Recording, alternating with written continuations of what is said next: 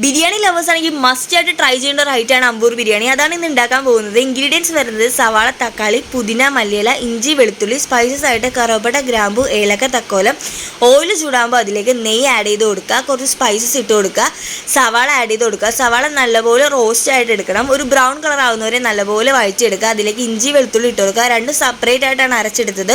ഇതിൻ്റെ സ്പെഷ്യാലിറ്റി എന്ന് പറഞ്ഞിട്ടുണ്ടെങ്കിൽ മസാലയാണ്. വറ്റൽ മുളക് വെള്ളത്തിയിട്ട് കുതിർത്തിയിട്ട് ഒന്ന് അരച്ചെടുത്താണ്. ഇത് മാത്രമേ നമ്മൾ ആഡ് ചെയ്യുന്നുള്ളൂ. വേറെ മസാലകൾ ഒന്നും തന്നെ ചേർക്കുന്നില്ല.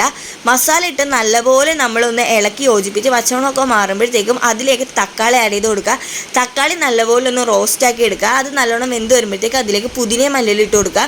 നല്ലപോലെ യോജിപ്പിച്ചിട്ട് ചിക്കൻ ഇട്ട് കൊടുക്കുക. നല്ലപോലെ മിക്സ് ചെയ്തെടുക്കുക. അതിലേക്ക് അരക്കപ്പ് തൈര് ഒഴിച്ച് കൊടുക്കുക. എല്ലാം കൂടി മിക്സ് ചെയ്ത് യോജിപ്പിച്ചിട്ട് നമുക്ക് അടച്ചു വെച്ച് വേവിച്ചെടുക്കുക. നമ്മൾ വേറെ വെള്ളം ഒന്നും ഒഴിക്കുന്നില്ല. ചിക്കനിൽ നിന്ന് തന്നെ വെള്ളമൊക്കെ ഇറങ്ങി വരും. നല്ലോണം ഒരു ഗ്രേവി പരിപാടിയുണ്ട്. എന്നിട്ട് നമുക്ക് ഇതിലേക്ക് റൈസ് ആഡ് ചെയ്ത് കൊടുക്കുക. റൈസ് എല്ലാം നല്ലപോലെ യോജിപ്പിച്ചെടുക്കുക. എല്ലാ ഭാഗത്തും ഗ്രേവി മിക്സ് ചെയ്തെടുത്തിട്ട് നമുക്ക് അടച്ചു വെച്ച് ഒരു 20 മിനിറ്റ് ദം ചെയ്തെടുക്കാം. ഇത് തുറന്നു കഴിയുമ്പോൾ ഒരു സ്മെല്ലുണ്ട് മോനെ, അതാണ് സഹിക്കാൻ പറ്റാത്ത അടിപൊളി സ്മെല്ലാണ്. നല്ല കിടിലൻ ആമ്പൂർ ബിരിയാണി റെഡി ആയിട്ടുണ്ട്. നമ്മുടെ നാട്ടിലെ ബിരിയാണിയായിട്ട് ഒരിക്കലും കമ്പയർ ചെയ്യരുത്.